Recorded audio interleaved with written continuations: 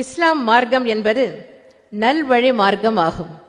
ஒற்றுமையுடன் இருப்பது, நல்ல காரியங்கள் செய்வது, தர்மம் செய்வது, சலாம் சொல்ல முந்திக் கொள்வது,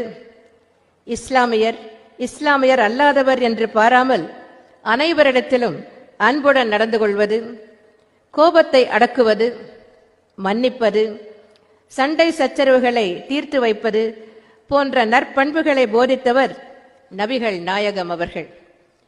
நபிகள் நாயகம் அவர்கள் நற்பண்புகளை மட்டும் நமக்கு போதிக்காமல் தீயவர்களையும் நல்வழிப்படுத்தியவர். நபிகள் நாயகம் அவர்கள் நற்பண்புகளை போதித்தது மட்டுமல்லாமல் அதன்படி வாழ்ந்தும் காட்டியவர்.